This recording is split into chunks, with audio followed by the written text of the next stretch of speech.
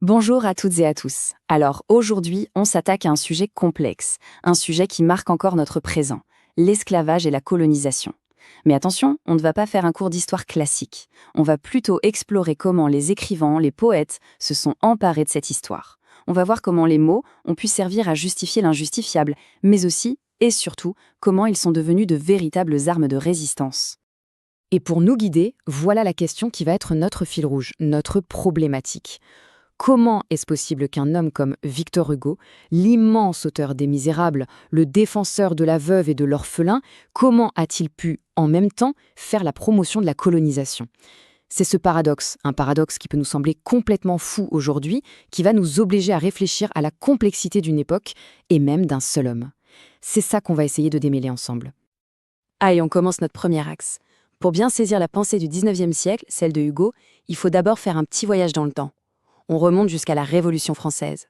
C'est à ce moment-là que, pour la première fois dans l'histoire de France, des voix très puissantes vont s'élever pour dire non à l'esclavage. Regardez bien cette frise, elle est vraiment essentielle. Elle nous montre que ce combat pour l'abolition, ça n'a pas été une ligne droite, loin de là. On a d'abord le terrible Code Noir de 1685 qui organise et légalise l'esclavage. Puis un moment d'espoir immense en 1794, la première abolition. Mais, et c'est là que c'est terrible, Napoléon le rétablit en 1802. Il faudra attendre 1848, presque 50 ans plus tard, pour l'abolition définitive. Ce qu'il faut retenir, c'est que c'est une histoire de lutte, de victoire, mais aussi de terribles retours en arrière. Et voici l'un des arguments les plus forts des abolitionnistes comme l'abbé Grégoire. Ce qui est crucial ici, c'est qu'il ne parle pas seulement de la souffrance des esclaves. Non. Il dit que le système esclavagiste est un véritable poison moral qui corrompt tout le monde, y compris les maîtres.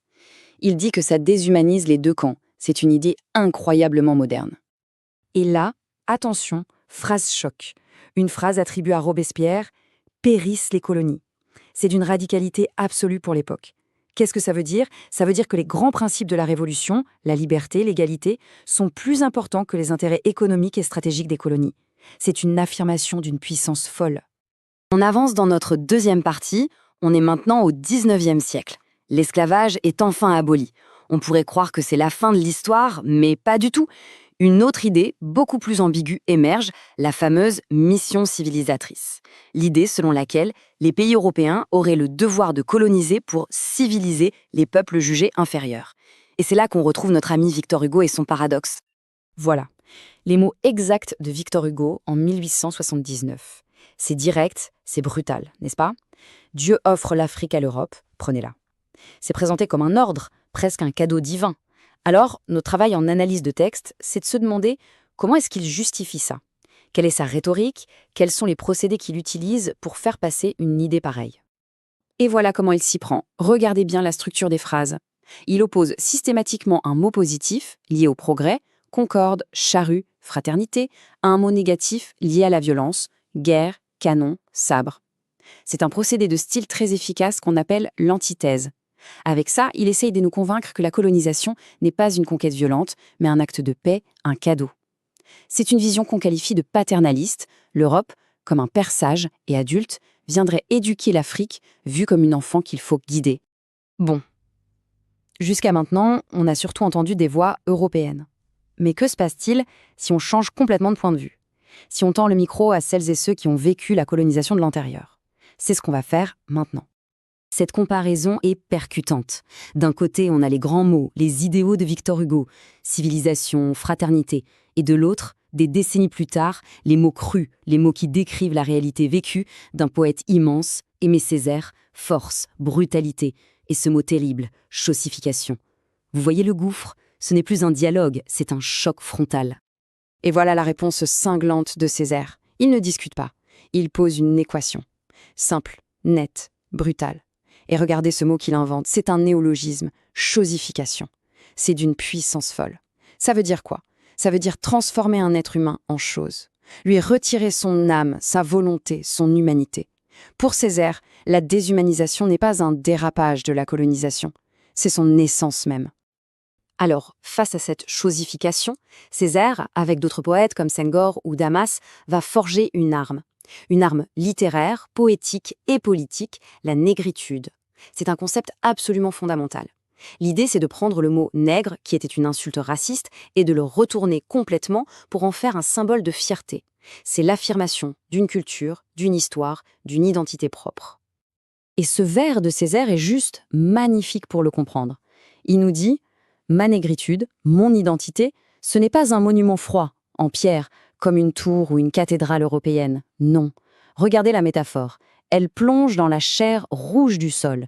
C'est une identité vivante, organique, charnelle, connectée à la terre, aux ancêtres. C'est la poésie qui redonne un corps et une histoire à ceux à qui on voulait les enlever. » Au-delà des grands mouvements politiques, l'esclavage et la colonisation ont eu des conséquences intimes, psychologiques.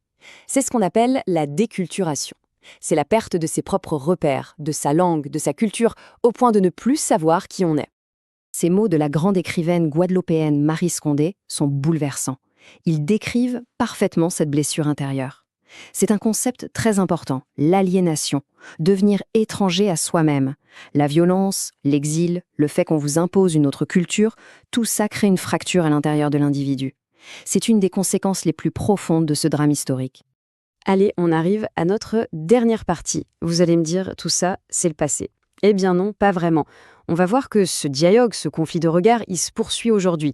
La façon de raconter cette histoire, de s'en souvenir, c'est un énorme enjeu de société. Et ce combat, il est très concret. Il se joue même dans la loi. Regardez ce tableau. En 2001, la loi Taubira est votée. Elle reconnaît l'esclavage comme un crime contre l'humanité. C'est un acte de reconnaissance immense. Mais à peine 4 ans plus tard, une autre loi est votée qui voulait imposer dans les programmes scolaires l'idée d'un rôle positif de la colonisation. Heureusement, cet article a été supprimé, mais ça nous montre bien à quel point le regard sur ce passé est encore un sujet brûlant, un sujet politique. Voilà pourquoi on parle d'un combat pour l'histoire. L'histoire, ce n'est pas une science exacte gravée dans le marbre. C'est un récit qu'on construit, qu'on débat, qu'on réinterprète sans cesse. Ce travail n'est jamais vraiment terminé. Et donc, je voudrais qu'on termine sur cette question qui s'adresse à tout le monde. À quoi sert l'histoire, finalement? Est-ce que son but est simplement de commémorer, de faire des cérémonies? Ou est-ce que son rôle, plus profondément, est de nous transmettre la complexité du passé, avec ses héros, bien sûr, mais aussi ses paradoxes, ses zones d'ombre, pour nous aider à mieux comprendre le monde dans lequel on vit aujourd'hui? C'est une question essentielle et c'est tout l'enjeu du parcours sur la littérature d'idées que nous étudions cette année. Voilà, je vous laisse réfléchir à ça.